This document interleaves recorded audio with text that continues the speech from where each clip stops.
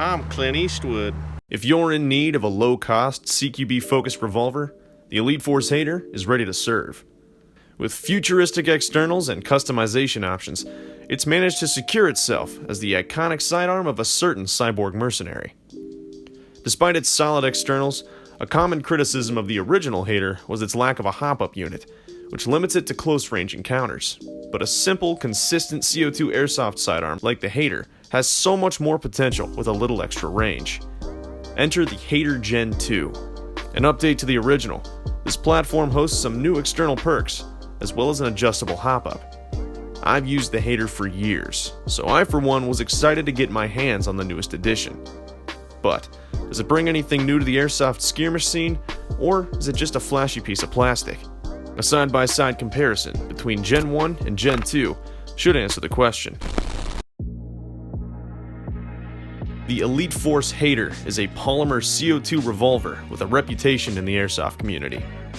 No matter what field you go to, someone is bound to recognize its distinctive profile. It evokes images of sci-fi revolvers like the Wingman from the Titanfall franchise. With 2 accessory rails and a boxy front end, it's decidedly interesting to look at. But its cool looks aren't all it has to offer. Unlike other airsoft revolvers that use pricey aluminum shells, the H8R uses 10-round disc magazines that slide in and out of a fixed cylinder. This makes for faster reloading and offers a bigger magazine size to boot. 10 rounds instead of 6 can make the difference between taking down an enemy player or walking back to spawn. The grips feel good in the hand. The replica has a great feel and weight to it as a whole. The grip opens up to accept 12-gram CO2 cartridges that are punctured by tightening the hex screw on the bottom of the grip. The removable grip has a built-in hex key, eliminating the need to carry one with you on the field. Both versions offer single and double action. Cock the hammer for single action, pull the trigger repeatedly for double action. The safety is located behind the hammer. The safety locks the trigger and hammer in place, preventing negligent fire. For $10 extra, the Gen II aims to improve on the original in a variety of ways. Visually, the Gen II is distinguished by its gray metal components. The hammer, ejector rod, and trigger all stand out from the rest of the body, which makes the replica's appearance a little more interesting than the original. The Gen II features great-looking plastic fiber optic sights. The biggest distinction between the two is the Gen II's inclusion of a hop-up system, which is located on the top of the replica and is adjusted with a small included hex key. As a weathered Gen 1 user myself, I can say that this airsoft revolver is a rugged piece of equipment. Mine has been dropped, slammed against walls, submerged in muddy water, and fired thousands of times. After 3 years of hard use, it's still kicking, and that's one of the biggest things I look for in an airsoft replica. Usability is something the H8R offers that other airsoft revolvers lack.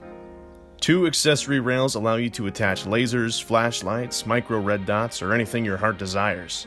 The way they're so cleanly integrated into the H8R's vaguely futuristic profile is excellent. Polymer airsoft replicas might turn some players away, but I think the build construction on both models is superb. It's a hefty piece with an imposing profile. Making it too light would ruin the experience, but making it too heavy would make it less usable for airsoft skirmishes. Both sit right in the middle, with just enough weight to feel cool, without feeling too heavy. Another thing I love about the H8R series is their gas efficiency. I fired 12 magazine discs through the Gen II before I started losing power, which adds up to 120 shots before needing a new CO2 cartridge. That is efficient. In my experience, the Gen 1 is just as effective. FPS for the Gen II sits comfortably around 350 FPS. These tend to shoot hotter with a fresh CO2 cartridge, so I fire through a magazine disc before use.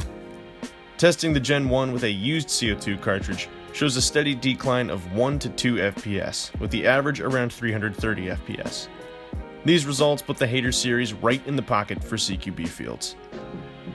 The magazine discs are considerably easier to reload than the shells that come with other airsoft revolvers. In a pinch, an empty disc can be swapped out quickly, getting you back into the action faster. This doesn't feel as fast as swapping out a magazine, but it's considerably faster than the alternative. Wrestling with 6 individual shells on the field has nothing on cramming an Oreo into the side of your replica.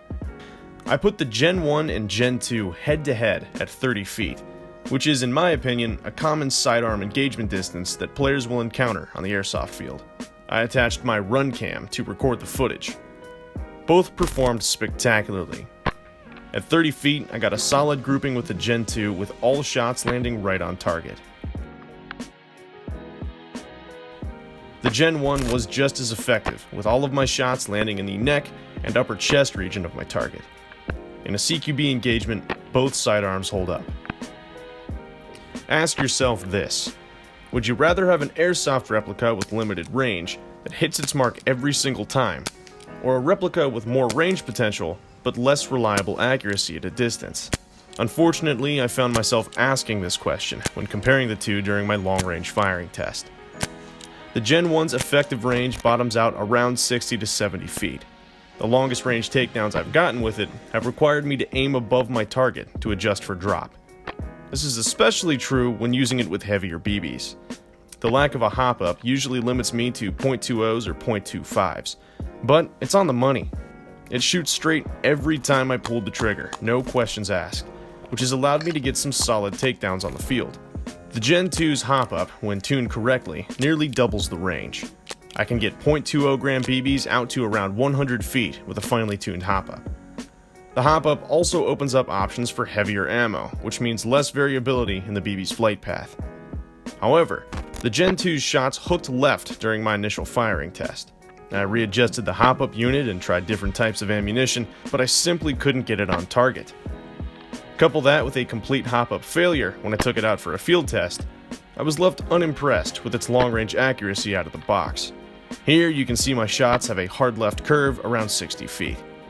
Now, I think it's important to say that I may have gotten a defective model. I never opened it up to assess the problem so I could keep the warranty, and I'm self-funded so I can't compare two Gen 2s to determine if there's an underlying issue.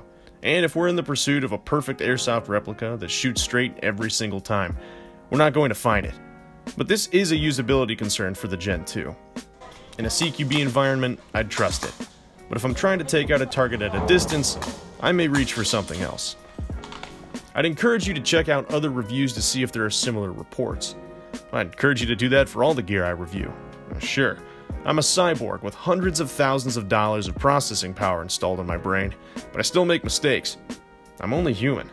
Well, mostly anyways. So, where do these things fit into an airsoft loadout? That's where price comes into play.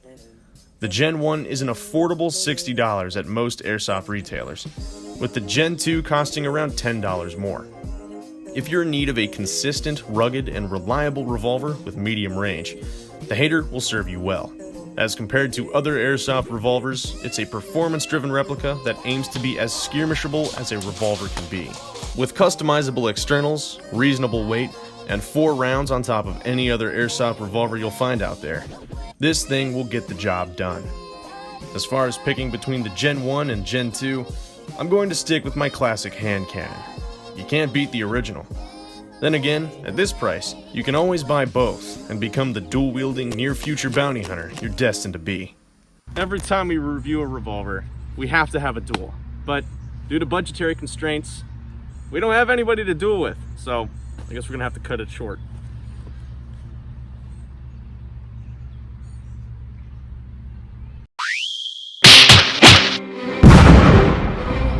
Deeb! I thought you were dead! They must have rebuilt you with some kind of advanced cybernetic hardware. Do you remember me, Vadim? Look into my eyes. Little did you know, Rich! Corporate's time is convoluted. I am actually young Vadim before I fell off. Looks like that's the Russian salad on this salad. That's not right. Looks like this is Sputnik 2.0, American pig. Looks like this software's out of date. We're gonna need an update. Looks like the cat's in the cradle with the silver spoon. Little boy blue and the man in the moon.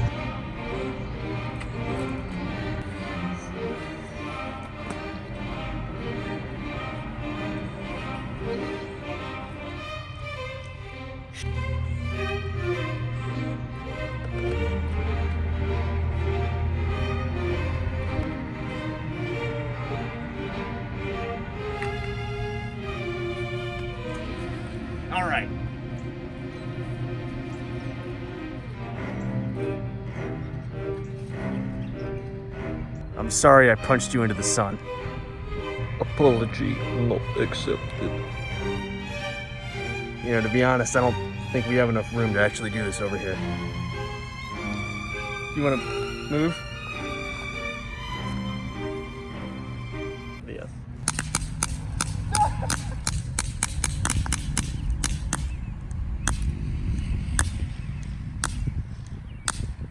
Look at the wing.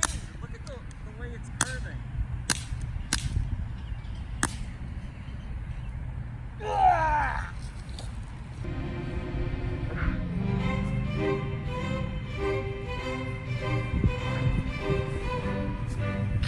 Looks like your time is up.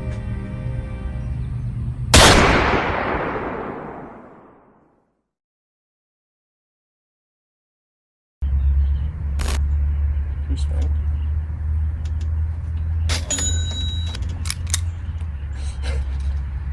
It's so daily of this one. Yeah. I'm glad that people settle our differences, trying to kill each other in a duel. I'm glad that you spared me at the last second by just blowing out my eardrums instead of shooting me in the head. It's much appreciated. You'll go back up the solid post, yes. Yeah, it's all gonna be. It'll all be edited in post. I'm really amazed that young Vadim has a deeper voice than old Vadim. What happened to you? Radiation. Radiation.